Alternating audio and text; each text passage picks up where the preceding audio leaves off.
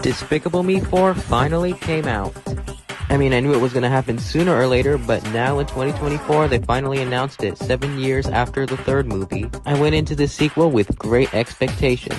After the short film Moon released with Migration, many fans were hoping, praising, and making rumors about Vector returning as the movie's main villain. But instead, we got Maxime Lamal, voiced by Will Ferrell. Yes, that guy. I do in fact really like this new villain. His character is played out very properly, and I really liked his cockroach ability. And his little struggle at the gas station with his card was actually kind of funny. But you don't swipe your credit card that quickly. Also, the biggest thing yet has happened to this franchise: the Mega Minions. I heard about the timeline that they made in order to promote the movie, but I'm not entirely sure if this is real or not. But I absolutely love what Illumination did giving the Minions powers. The fact that Gru and the family have to lie about their identities is just really weird. Cause like the town they moved into, I don't think anybody knows who they are. Except for this new girl who's basically been following Gru her entire life.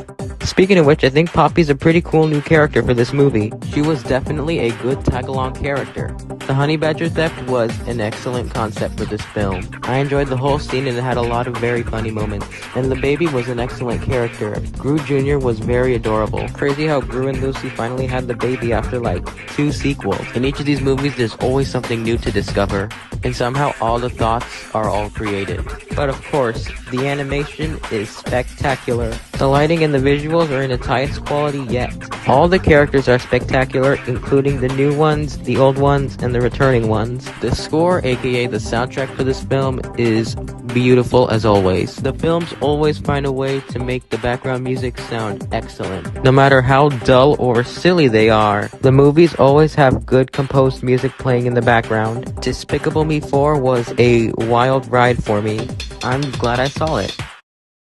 This movie was amazing. As I said earlier, it introduced great new characters, had awesome music, and excellent animation. I had a whole lot of fun with this, just like the first movie. On my ranking for Illumination, it's currently at 2nd place. And a little bonus, I also put Inside Out 2 at number 9 in my Pixar ranking.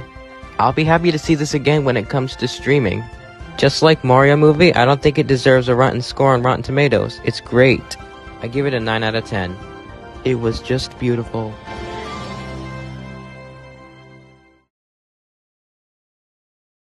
I'm honestly pleased with Inside Out 2. Seriously, the last 3 Pixar films weren't that good in my opinion. I mean, like, they were okay, just not what I was looking for.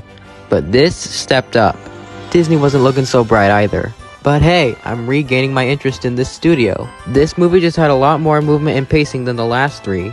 Like, the plot is so creative and clever. All the main characters are in it together and have to find their way back to the headquarters. All the situations and problems played out pretty well. And the threat they were in was actually pretty cool. Anxiety doesn't really feel like a villain, but I'd say she's more of those characters who try to do things their own way but go through too much. Speaking of characters, the new ones are incredibly cool. Embarrassment was probably one of my favorite additions to Riley's headquarters. And he didn't need to be explored much. You can just tell how he was feeling based on his reactions. Envy was also really good. She's very small and sweet. She just knows what to say and how to compliment people. And lastly, Ennui, which is French for boredom. She basically controls the console with a phone. And a good example of a couch potato. The funniest thing yet was the fact that Joy nicknamed her Wee Wee. That was actually kind of funny. Speaking of funny, one of the funniest scenes in this film was when the construction crew came in and created mass destruction. It's just really hilarious to see the whole place damaged. It was also silly how the console was like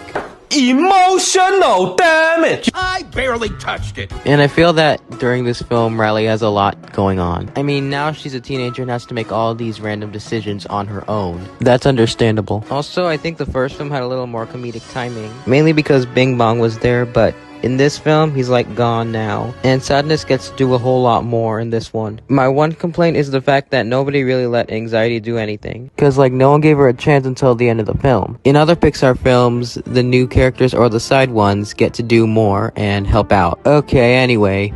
I think Pixar is starting to improve a lot more. And like I said, I didn't really enjoy the last few films that much. I can still tolerate their presence, but past Pixar films are way better though. This is certainly one of my favorite films of the year and certainly one of my favorite Pixar movies. I'm excited for what comes next, and I'm gonna give this film a 9 out of 10. I think I like it better than the first one if I'm being honest, and I wouldn't mind another sequel for the Inside Out franchise. But Kung Fu Panda 4 is still my top favorite of this year. But if we put that one aside, I think Pixar is doing way better than DreamWorks this year. 2 movies for streaming, 2 for theatrical releases. Come on, I think it's a little too much. Yeah, I didn't like A Ride in the Dark unlike everyone else. Oh yeah, that's right, Megamind vs. the Doom Syndicate. Inside Out 2 was a whole lot better than this film. And speaking of which, I'm going to be talking about that one next, which explains why this video was short.